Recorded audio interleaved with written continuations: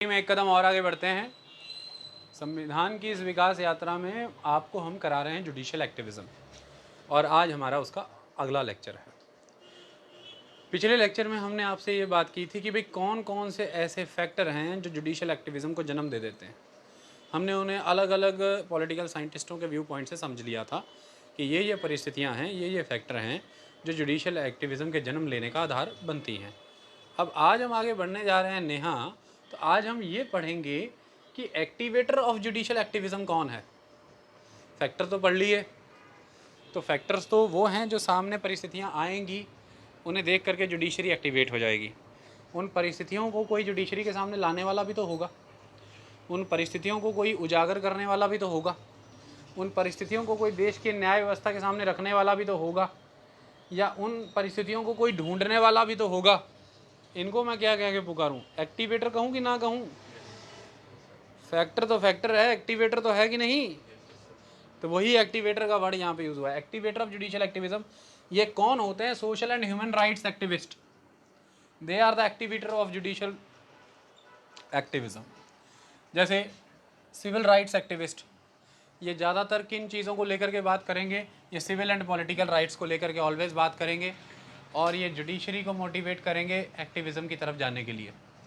Civil rights, political rights को लेकर के जब भी इनको लगेगा कि सरकार के द्वारा वो सिविल राइट्स, वो पॉलिटिकल राइट्स उस कैपेसिटी में नहीं दिए जा रहे जैसा कि कॉन्स्टिट्यूशन ने कहा है, या जैसा कि एक वेलफेयर स्टेट में होने चाहिए, तो ये लगातार प्रयास करेंगे कि जुडिशरी वैसा करे। तो ये वो फैक्टर पैदा करेंगे या उन्हें प्रस्तुत करेंगे जुडिशरी के सामने, ये एक्टिवेटर हैं। इसके अलावा पीपल राइट्स एक्टिविस्ट, जनता के अधिकार वाले एक्टिविस्ट, ये सोशल एंड इकोनॉमिक राइट्स की बात करते हैं, और उन सोशल एंड इकोनॉमिक राइट्स के कॉन्टेक्स्ट में ये बात करते हैं जो सोशल एंड इकोनॉमिक राइट्स ज़्यादातर स्टेट रिप्रेशन के घेरे में होते हैं, स्टेट जिन्हें रिप्रेस कर रहा होता है, उन सोशल एंड इकोनॉमिक राइट्स की बात करते हैं।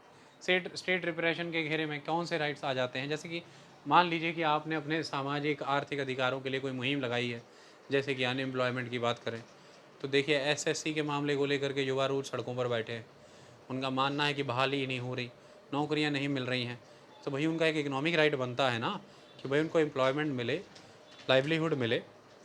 और इस मामले पर अगर आपका कोई रिप्रेशन हो रहा है, कोई सरकार इसकी सुन नहीं रही, दमन चक्र चला रही है, तो पीपल राइट्स एक्टिविस्ट आगे निकल करके आते हैं, जुडिशरी के पास वो मामला लेकर के जाते हैं, फैक्टर प्रेजेंट करते हैं और एक्टिवेटर का रोल प्ले करते हैं। इसी तरह से हैं कंज्यूमर राइट्स ग्रुप्स।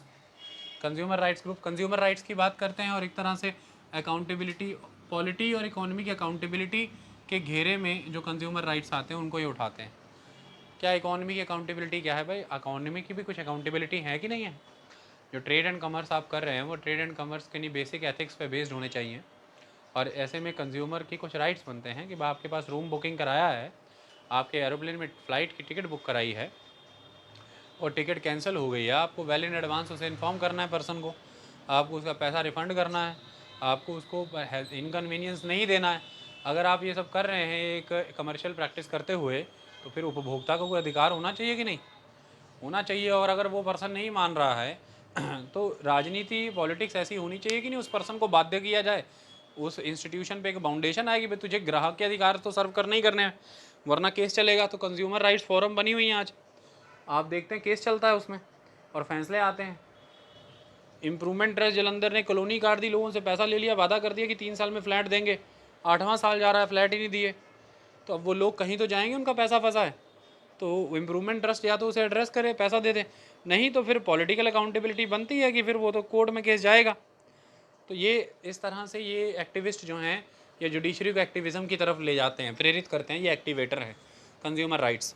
तो जब जैसे जैसे ये इंस्टीट्यूशंस बड़े हैं, आपने देखा नहीं जुडिशल एक्टिविज़म बढ़ रहा है, सिविल राइट एक्टिविस्ट बढ़ रहे हैं, पीपल राइट एक्टिविस्ट बढ़ रहे हैं, कंज्यूमर राइट एक्टिविस्ट बढ़ रहे हैं। ये बड़ी हुंकार रखते, कहते हैं जुडिशल एक्टिविज्म को एक्टिवेट करने वाले हैं हम, वी आर द एक्टिवेटर। ऐसे केसेस इनके पास चले तो जाओ कभी, कहते क्या बात है यार, पीआईएल लगाते हैं तुम्हारा, आओ बढ़िया सा पीआईएल तैयार करेंगे तुम्हारा, ऐसे लगा देते हैं साले पकड़ के पीआईएल। बड़ी बड़ी एनजीओ बना बना करके बैठे हैं, पूरा ग्रुप, बड़ी बड़ी गाड़ियों में भी घूमते हैं। ऐसा नहीं कि सारे हैं, वैसे बता रहा हूँ ये कोई छोटा मोटा गेम नहीं है, ये बहुत बड़ा गेम हो गया है। आई बात समझ में?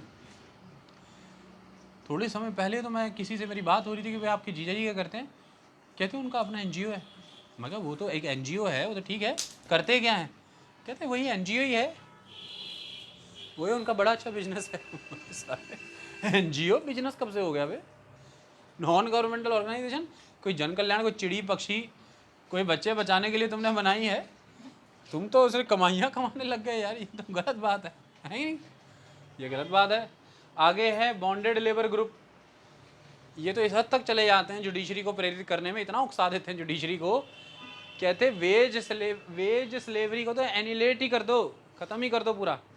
मतलब ये जो वेजेस है ना, ये उसे स्लेवरी मानते हैं। ये जो वेजेस मिलते हैं ना, दिहाड़ी 300 रुपया, दिहाड़ी 400 रुपया, ये कहते हैं it is a slavery. Job must be permanent, job must be organised, उसमें उसकी कोई फ्यूचर सिक्योरिटी हो, उसके बच्चों की शिक्षा का प्रबंध हो, उसके रहने सहने के लिए कोई प्रबंध हो, उसकी कोई पेंशन का कुछ हो।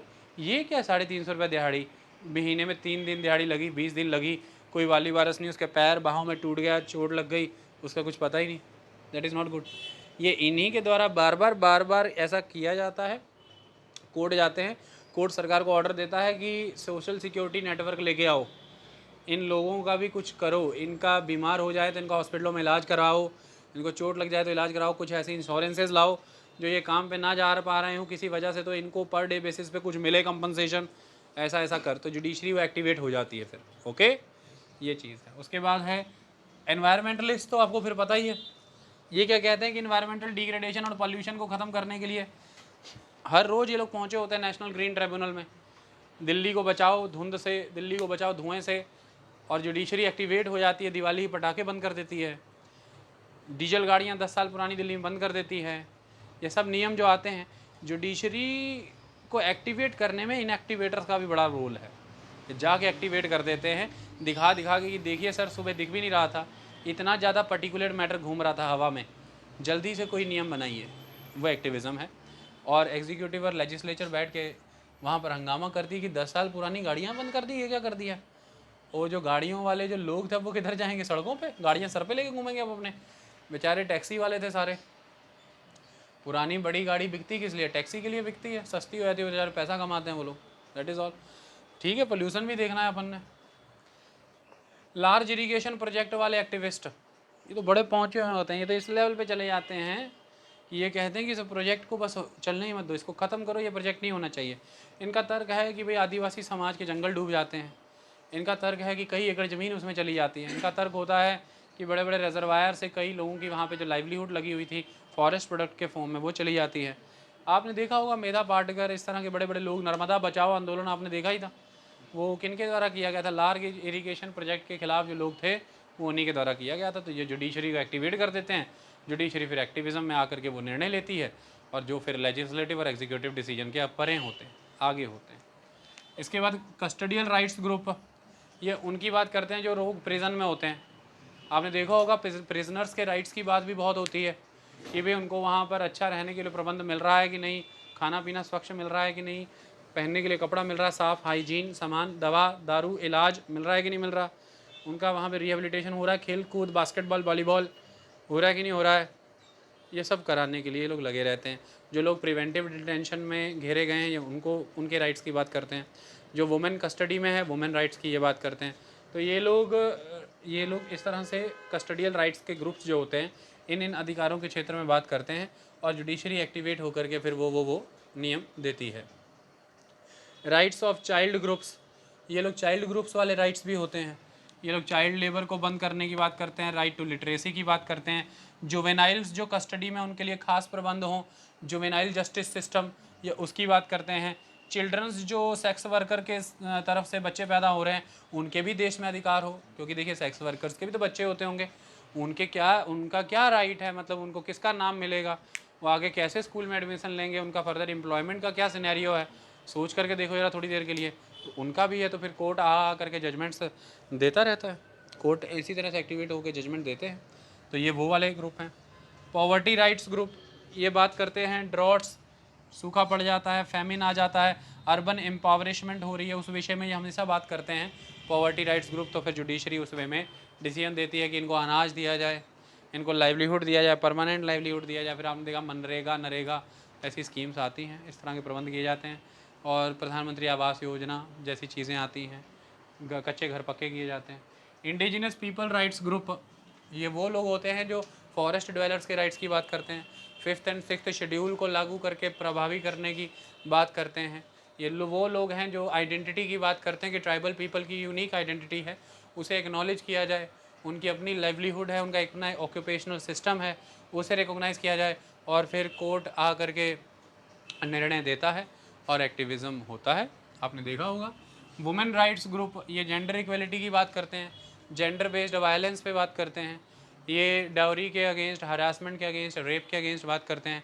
एक्टिविज़म, ये जब भी कभी भी जैसे रेप होते हैं देश में या कोई वायलेंसेस होते हैं तो आप देखेंगे काफ़ी बड़े पैमाने पर अगर बहुत ही हेनस क्राइम वहाँ पर हुआ है तो ये ग्रुप्स जो हैं वुमेन राइट्स ग्रुप, ये काफ़ी एक्टिवेट हो जाते हैं। कुछ वुमेन वहाँ पहुँच भी जाती हैं प्रोटेस्ट में और दबाव बनाती हैं कि मौत की सज़ाई मिलनी चाहिए, मौत की सज़ाई मिलनी चाहिए। ऐसे करके ये लोग मौत की सज़ा मांगती हैं। ओके, तो दैट इज़ द ग्रुप। आगे है, ये क्या लिख दिया है, बैन बेस्ड ग्रुप बार, ये बार बेस्ड ग्रुप है। बार बेस्ड मतलब वकीलों का समूह, जितनी भी बार हैं कंट्री में उनका ग्रुप होता है। ये लोग ऑलवेज डिमांड करते हैं कि जुडिशरी ट्रांसपेरेंट होनी चाहिए, इंडिपेंडेंट ऑटोनॉमस होनी चाहिए और जुडिशरी अकाउंटेबल होनी चाहिए। ये जुडिशरी को बेहतर बनाने की तरफ अक्सर करते ही रहते हैं। आप देखें वकीलों का समूह हमेशा इस तरह की मांगे करता रहता है। इसके बाद आते हैं मीडिया ग्रुप वाले। आपको पता ही है क्या मांगते होंगे, मांगते कुछ और है, करते कुछ और ही हैं। ये मीडिया की ऑटोनॉमी मांगते हैं, ये मीडिया को अकाउंटेबल बनाना चाहते हैं, ये रिस्पॉन्सिबल मीडिया बनाना चाहते हैं। हर बार जुडिशरी को प्रेरित करते हैं कि ऐसे ऐसे निर्णय दो। आई बात समझ में। वही मीडिया ऑटोनॉमस होकर के अपने ऑटोनॉमस विचार रखते रहते हैं फिर किसी न किसी के हक में। इसी तरह के एक दो ग्रुप और हैं, उनके भी नाम सुन लो, ये कहीं नाराज़ ना हो जाएं अपना नाम ना सुन के। इनका नाम है एजॉर्टेड लॉयर बेस्ड ग्रुप्स। ये क्रिटिकली इन्फ्लुएंशियल लॉयर ग्रुप होता है जो वेरियस कॉजेज़ के लिए करता रहता है हर समय कुछ ना कुछ। अगला है अजॉर्टेड। ये अजॉर्टेड तो आपने खाने ही सुने होंगे मेन्यू में ये भी है। अजॉर्टेड लॉयर और assorted individual petitioner, this category include freelance activist. Activist भी फ्रीलांसर होते फ्रीलांसर तो मुझे क्या है, एजॉर्टेड एक्टिविस्ट अब ये मत कहना कि सर ने तैयारी जुड़ा के ए बना दिया। बोला क्या है, ए स्केयर, वो क्या है, एजॉर्टेड एक्टिविस्ट, वो क्या है, फ्रीलांसर एक्टिविस्ट। मैं क्या करते हो, मैं पिटीशनें करता हूँ कोर्ट में, जुडिशरी को एक्टिविस्ट बनाता हूँ इतना समझ में आया। अब में जो महत्वपूर्ण टॉपिक है वो ये है कि apprehensions of judicial activism. Apprehensions क्या है, पार्लियामेंट के और एग्जीक्यूटिव के। ओके, रुक दो, अगला लिखे। जुडिशियल एक्टिविज्म के मुद्दे से जुड़े हुए कुछ एप्रीहेंशंस भी होते हैं, और वो एप्रीहेंशंस मतलब कि डर, कुछ भय हैं। वो किस तरह के डर हैं, किस तरह के भय हैं, ये भी समझना जरूरी है। पहला, आइडियोलॉजिकल फियर्स। क्या आइडियोलॉजिकल फियर, क्या इस बात का भय लगा रहता है, इस बात का एक डर है, एक एप्रीहेंशन है एक्टिविज्म को लेकर कि कहीं जुडिशरी, लेजिस्लेचर की, एग्जीक्यूटिव की या अदर ऑटोनॉमस इंस्टीट्यूशंस की ऑटोनॉमी को एनक्रोच तो नहीं करती। आई बात समझ में। क्योंकि मुद्दा अगर देखा जाए तो आइडिया ऑफ डेमोक्रेसी ये है कि सभी इंस्टीट्यूशंस का अपना एक जुरिस्डिक्शन है और वो उस जुरिस्डिक्शन, रिस्पेक्टिव जुरिस्डिक्शन में काम करेंगी और दूसरे इंस्टीट्यूशंस के जुरिस्डिक्शन को रिस्पेक्ट करेंगी। बेसिक आइडियोलॉजी तो डेमोक्रेसी के पीछे यही है। अगर वह डेमोक्रेसी इंस्टीट्यूशनल बेस्ड है तो उसके पीछे का मेन फ्रेमवर्क तो यही है कि भाई एक रिस्पेक्टिव जुरिस्डिक्शन है और आइडिया यही है कि हर कोई अपने जुरिस्डिक्शन में काम करे, और ऐसी आइडियोलॉजी पे बेस्ड है कि हर इंस्टीट्यूशन दूसरे इंस्टीट्यूशन की जुरिस्डिक्शन को, उसकी ऑटोनॉमी को रिस्पेक्ट करे, उस रिस्पेक्ट को फॉस्टर करे इनफैक्ट। लेकिन जब आप इस तरह से लेजिस्लेटिव एग्जीक्यूटिव स्फेयर में एंटर होकर के डिसीजंस देंगे, लॉ मेकिंग का काम करेंगे, एग्जीक्यूटिव एक्शंस लेंगे, तो फिर ये माना जाता है कि एक आइडियोलॉजिकल थ्रेट क्रिएट होता है कि कहीं वो जो एक आइडियोलॉजिकल बैरियर्स हैं वो ख़त्म ना हो जाएं। डेमोक्रेसी जो इंस्टीट्यूशन बेस्ड है उसके पीछे की जो आइडियोलॉजी है वो ख़त्म ना हो जाए, वो फियर है। फियर ये है कि जुडिशरी कहीं लेजिस्लेटिव, एग्जीक्यूटिव और अदर ऑटोनॉमस इंस्टीट्यूशंस की जुरिस्डिक्शन को एनक्रोच ना कर ले। So this is the apprehension in context of the judicial activism. The another apprehension is epistemic. That epistemic fear is very important fear. Do they have enough knowledge? Judiciary, question यही पूछा गया है कि judiciary के पास वो knowledge है जो economy के स्फेयर में हो सकता है डॉक्टर मनमोहन सिंह के पास हो। क्या जुडिशरी के पास वो नॉलेज है जो साइंस एंड टेक्नोलॉजी की फील्ड में हो सकता है Indian council of agriculture research के पास हो सकता है इसरो के पास हो स्पेस टेक्नोलॉजी के मामले में। तो जुडिशरी के पास इनफ नॉलेज है जिन जिन फील्ड्स में वो लॉ मेकिंग का काम कर रहे हैं, जिन जिन फील्ड में एग्जीक्यूटिव डिसीजन ले रहे हैं, it is a specific branch oriented decision making.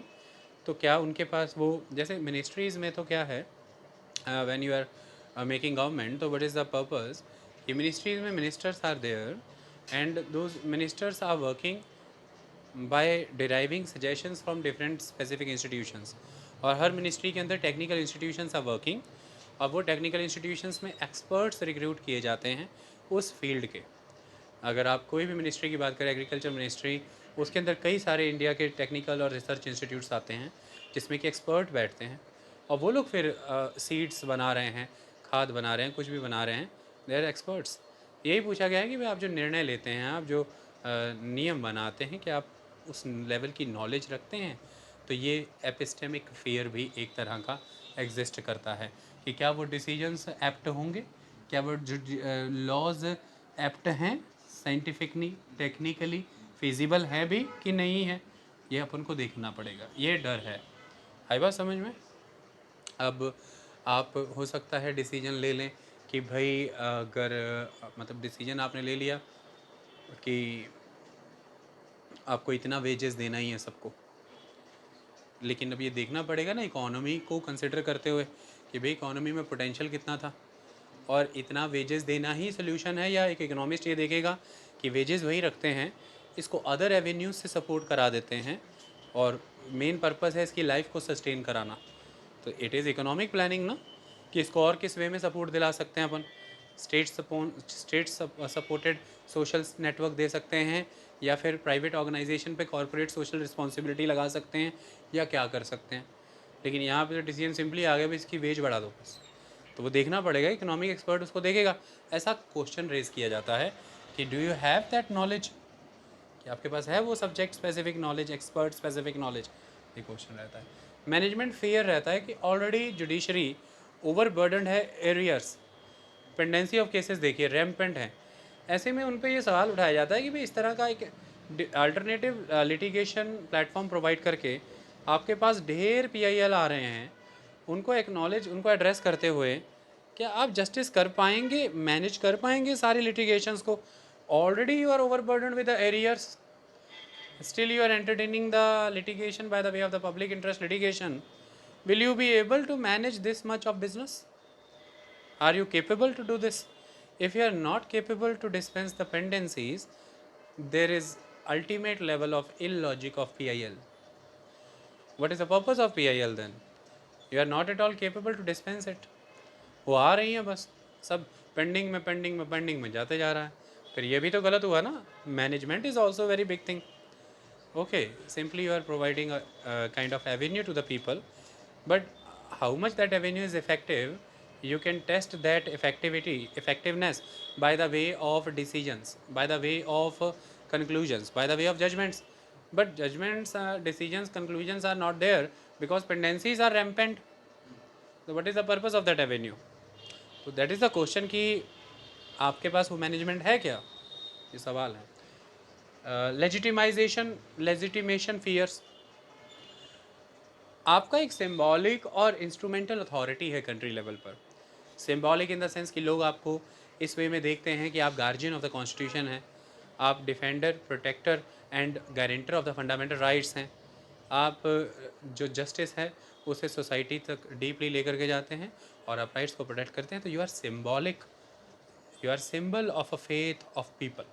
लोगों का डेमोक्रेसी में फेथ है, आप इसका सिंबल है, या आपकी एक सिंबॉलिक अथॉरिटी है। इसलिए another aspect is instrumental also.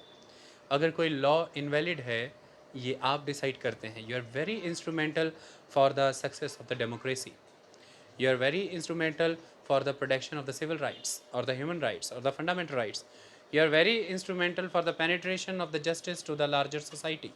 So you are instrumental in every sphere of welfare based democracy. वो इंस्ट्रूमेंटलिटी, वो सिंबॉलिक अथॉरिटी कहीं आपकी डिप्लीट तो नहीं हो जाएगी जब आप इतने सारे लिटिगेशंस को एंटरटेन करके इस तरह के डिसीजंस एग्जीक्यूटिव और लेजिस्लेटिव कैपेसिटी में देते जाएंगे।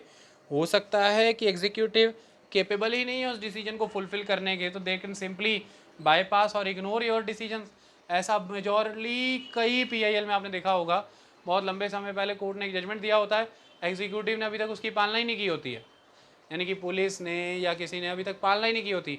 वो लोग again and again bar bar court जा रहे होते हैं कि अभी तक हमें रहने के लिए घर नहीं मिला, अभी तक हमको रोज़गार नहीं मिला, अभी भी हम गार्बेज में रह रहे हैं, अभी भी हमें सुरक्षित स्थान पर नहीं ले गए। फिर कोर्ट फिर फटकारता है पुलिस को, अभी तक क्यों नहीं किया आपने? वो कहते हैं सर अभी स्पेस नहीं मिला, हम स्पेस वेकेंट करा रहे हैं, ये करा। तो ये कहा जा रहा है कि अगर इस तरह से चलता रहा तो आपकी सिंबॉलिक और इंस्ट्रूमेंटल अथॉरिटी लोगों की नज़रों में डिप्लीट कर जाएगी। तो जो फेथ है लोगों का जुडिशरी पे वो डिप्लीट कर जाएगा। क्या ये सही है? ऐसा करना चाहिए? ऐसा नहीं करना चाहिए, क्योंकि जो फेथ है जुडिशरी पे लोग उसे यूजलेस समझने लग जाएंगे कि फ़ायदा कोई होता ही नहीं है पीआईएल का, क्योंकि इनके तो कान पे जू ही नहीं रेंगती जिन लोगों को ऑर्डर दिया है। मतलब एक माहौल ऐसा बन जाएगा तो यार ये तो कोर्ट की भी नहीं सुनते, और वो ये कहेंगे यार कोर्ट जजमेंट ऐसी दे रहा है जो रीच के बाहर है। इतने लोगों को इतने दिन के अंदर घर दो, कहाँ से दो? घर ही नहीं है। इतने लोगों ये जगह आज के आज खाली कराओ, ऐसे किधर से करा दें? खाली करा दें आज के आज? पॉसिबल ही नहीं है। ओके, तो वो फिर पुलिस पहुंच जाती है कोर्ट के पास स्टे ऑर्डर लेने के, स्टे दे दो, थोड़ा समय दे दो यार। ये चीज़ है। डेमोक्रेटिक फियर्स हैं, ये डेमोक्रेटिक फियर्स हैं कि ये जो Avenue of public interest litigation है ये डेमोक्रेसी को नर्चर कर रहा है या फ्यूचर जनरेशन्स के लिए ये डिप्लीट कर रहा है इसका पोटेंशियल। उसका रीज़न ये है कि लेजिस्लेचर के आरोप है कि यार हम एक तरफ से कानून लेके आते हैं, पूरा एक इलेक्शन होता है, इलेक्शन के वे पार्लियामेंटेरियन आते हैं, law making body supreme country में पार्लियामेंट है, हम लॉ लेकर के आते हैं, कोर्ट उसे स्ट्रक कर देता है, या कोर्ट अपने ही तरह के कोई डिसीजन लॉ दे रहा है या अपने एग्जीक्यूटिव एक्शन दे रहा है, तो फिर वो गवर्नमेंट्स और वो पार्लियामेंट अपने आप को हेल्पलेस शो करती हैं लोगों के सामने कि हम कुछ नहीं कर पा रहे, कोर्ट का फैसला है, ऐसे कर दे, कोर्ट का फैसला है। बहुत से मामलों में आपने देखा होगा सरकारें बड़ी लचर सी साबित होती हैं, लचर कह रहा हूँ सॉरी, लाचार सी, लचर नहीं लाचार। ओके, लचर शब्द पंजाबी में इस्तेमाल होता है लचर गायकी के लिए, लाचार। तो वो कह रहे हैं बड़े लाचार हैं, ऐसे कहते हैं ये विचाराधीन है, कोर्ट में है मामला, हम तो कुछ नहीं कर सकते। लोग बेचारे रोते बिलखते रहते हैं, भाई कोर्ट का मामला कहाँ से हो गया, तो तुम्हारा मामला। लोगों का विश्वास ही उठ जाता है डेमोक्रेसी का, बाहर में जाए। इससे अच्छा तो वही शासन था जब इमरजेंसी लगी हुई थी, ट्रेनें तो समय पे चलती थी, रोज़गार तो मिलता था, चलो थोड़े नागरिक अधिकार कम थे, भोजन तो मिलता था, फैक्ट्रियाँ तो टाइम से खुलती थी, तनख्वाह 2 दिन पहले डल जाती थी हमारे जेबों में, तब अकाउंट में नहीं डालते थे, मैं अकाउंट कहने वाला था, जेबों में। आई बात समझ में? हफ्ता वसूली बंद हो गई थी। ये सब चीज़ें लोग याद करते हैं फिर ऐसे समय में कि यार इससे अच्छा तो तानाशाही थी। फिर ये कैसी लोकशाही है यार जिसमें हर कोई जिम्मेदारी से मुक्त होकर बैठा है, पार्लियामेंट से पूछ रहे हैं वगैरह यार कोर्ट ने मामला फंसाया हुआ है, एग्जीक्यूटिव से पूछ रहे हैं वगैरह कोर्ट में मामला फंसा हुआ है, ऐसे कैसे काम चलेगा? तो ये देखना है कि पीआईएल सिस्टम डेमोक्रेसी को नर्चर कर रहा है या फ्यूचर जनरेशन का इस पे से फेथ उठा रहा है, डिप्लीशन कर रहा है उसमें। क्योंकि हर कोई आज की डेट में देखें तो इंस्टीट्यूशन से यार ग्रुप बनाकर, मतलब जैसे आपने किसी से पीआईएल ही लगवाना है तो वो मैंने कितने सारे एक्टिवेटर बताए, उसमें से किसी ना किसी एक्टिवेटर में आपकी अच्छी जानकारी तो होगी। आपका कोई भाई भतीजा मामा चाचा बुआ फूफा मौसी मामी चौची कोई ना कोई तो उसमें होगी। तो क्या क्या मासी यार इसका लगवाना जरा यार, पीआईएल लगाना इसके खिलाफ जरा, ये बड़ा फैक्ट्री चला के इसकी चिमनी बड़ी नीचे लगी हुई है। अब देखो मुद्दा ये है कि आपकी भी एक फैक्ट्री है, चिमनी आपकी भी बड़े नीचे है, चिमनी उसकी भी नीचे है, साबुन वो भी बनाता है, आपको बड़ी आग है उसके साबुन से। अब आपने चाची को कहती चाची को कराना है यार, अपनी एनजीओ वालों को बोल के कोर्ट में लगाना इसका जरा, इसको बंद कराओ यार मेरा काम धंधा। उन्होंने लगा दिया पब्लिक की भाई चिमनी बड़ी नीचे है जी, ये तो बड़ा इन्वायरमेंट को पोल्यूशन कर रहा है, चिमनी नीचे हो गई भाई, वो बंद हो गई फैक्ट्री। मान लो ऑर्डर आ गया चिमनी ऊपर कर वरना बंद कर, चिमनी वो ऊपर कर नहीं पा रहा है और फैक्ट्री बंद हो गई ऐसे में। तो वो तो ये कहेगा कि यार बेटा ये इसने कराया है यार, इसकी जो चाची जो फलाना फलाना ग्रुप चला रही है ना उसी ने पीआईएल करा के कुछ कराया, वो भी लग जाएगा बदले में कुछ कराने। लोकतंत्र से लोगों का विश्वास ही उठने लग जाएगा, ऐसा कहा जाता है। इसका मिसयूज़ बहुत होता है पीआईएल का, आई बात समझ में? इसके लिए कोर्ट ने कई मेथड डिवाइस किए हैं ताकि इसका मिसयूज़ कम हो पाए, लेकिन होता रहता है। ओके, ये तो मैं यार बुक के हिसाब से बता रहा हूँ कि एप्रीहेंशन क्या है, फ़ायदे तो मैंने आपको बताए थे पहले। ओके, तुम ऐसा मत सोचना कि इससे तो यही लग रहा है कि ये तो है ही बिल्कुल गलत कंसेप्ट, सही कंसेप्ट है हर सही चीज़ में। अब तुमको हल्दी दूध पीने को कहा, 7 दिन गटक रहे हो तो फिर तो फ़र्क पड़ेगा ही शरीर में। हल्दी का दूध हफ्ते में 2 बार 2-2 दिन के गैप पे 7 दिन पियोगे तो फिर कुछ और ही निकलेगा शरीर में से। तो गलत बात है। फिर केसर लेने को कहा, केसर ले रहे हो इतना इतना, दिमाग की नसों से केसर बाहर आएगा। फिर कहो सर स्ट्रोक लग गया, हैमरेज हो गया, क्या हो गया। हर चीज़ का एक संतुलन होता है, संतुलन से बाहर जाओ तो काम खराब है। शरीर पंच महाभूतों से बना है और हर भूत को संतुलित करने के लिए एक दूसरे भूत की ज़रूरत है। आई बात समझ में? जैसे पृथ्वी तत्व को संतुलित करने के लिए जल तत्व की आवश्यकता है, बहुत ज़रूरी है। जल तत्व को संतुलित करने के लिए पृथ्वी की आवश्यकता है। इसी तरह से अग्नि तत्व को संतुलित करने के लिए जल तत्व की आवश्यकता होती है। इसी तरह से अग्नि तत्व को संतुलित करने के लिए वायु तत्व की भी आवश्यकता है। ये सारा एक दिन संतुलित करना सिखाएंगे तुमको कि पंच महाभूतों को कैसे संतुलित करते हैं। आज हम इतना पढ़ लें, ओके। ये तंत्र विद्या क्लास नहीं है बेटा, यूपीएससी क्लास है, लेकिन वह तंत्र समझ आएगा तो जीवन का तंत्र समझ में आएगा, वो भी ज़रूरी है। अगला है डेमोक्रेटिक, अगला है बायोग्राफिक फियर्स। बायोग्राफी फियर बड़े होते हैं। ये सोचा जाता है, ये देखा जाता है कि कल को इतिहास में रिटायरमेंट के बाद हम कैसे याद किए जाएंगे कि हमने बहुत पीआईएल के मामले में बहुत ज़्यादा ही किया या बड़ा ही कम किया। तो जजेस को ये भी क्रेज छाया हुआ है कि मैं कल को कैसे लिखा जाऊंगा कि इन्होंने बड़े प्रतापी निर्णय दिए। हुआ क्या वो नहीं पता, निर्णय बड़े प्रतापी दिए इन्होंने कहा कि शिक्षा, हायर एजुकेशन में सबको एक समान शिक्षा देने का मैं डिसीजन देता हूँ। अब वो होगा कि नहीं होगा वो भगवान जाने, लेकिन लिखे तो जाएंगे ना ऑटोबायोग्राफी में। During my time I give decision related to the higher educational institutions, I give mandatory education for all students. बड़ा बताएंगे। अब ये होगा कि नहीं है तो भगवान जाने, पैसा है सरकार के पास कि नहीं। सरकार को उतने निचोड़ सकते हो ना जितना उसमें डाला है तुमने, है ना। अब भैंस को खिलाते तो घास हो नहीं, दूध उसमें निकालने बैठ जाओ, दूध की जगह तो बेटा कुछ और ही निकलेगा। फिर दूध निकालने का एक उपाय ये है, भैंस में से उतना उसे घास भी खिलाओ। सरकार बिल्कुल वैसी है, जितना उसमें डालोगे उतना निकाल लो, जो डालोगे नहीं वही निकालने के निर्णय देते चले जाओगे, तो ये तो फिर गलत बात है। ओके, ये इतनी बात समझ में आई।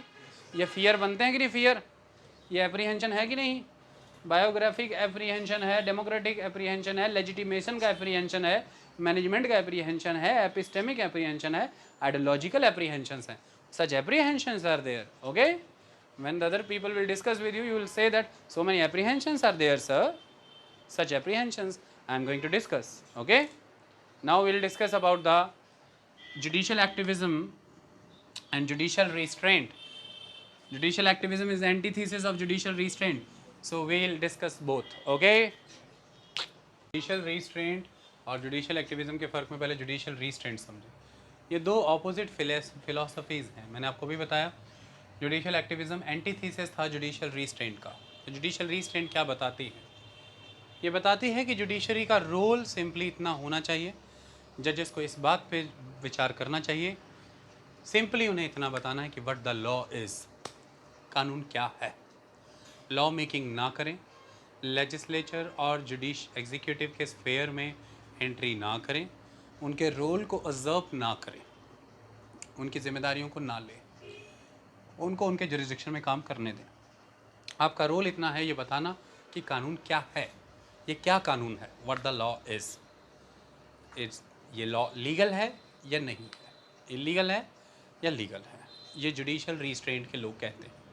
जैसे उनका मामला ये है कि अंडर नो सर्कमस्टांसेस शुड जजेस allow their personal political values and judicial agendas to color their judicial opinions.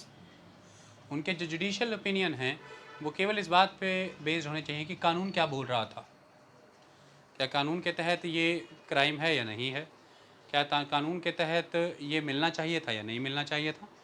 आपके जो पर्सनल पॉलिटिकल वैल्यूज़ हैं या आपके जो जुडिशियल एजेंडाज हैं, जो भी, वो कभी भी आपके जुडिशियल ओपिनियंस को कलर ना करें, हावी ना हो। आपको लगता है कि इंडियन स्टेट कैसा होना चाहिए, वेलफेयर ओरिएंटेड डेमोक्रेटिक होना चाहिए, एक वाइब्रेंट डेमोक्रेसी कैसी होनी चाहिए, आपका जुडिशियल एजेंडा है कि आप जुडिशरी में रहते हुए रिफॉर्म करना चाहते हैं कि जुडिशरी जस्ट जुडिशरी की तरफ बढ़े, मोर ह्यूमेन जुडिशरी की तरफ बढ़े, मोर रैशनल स्टांस रखे, ये आप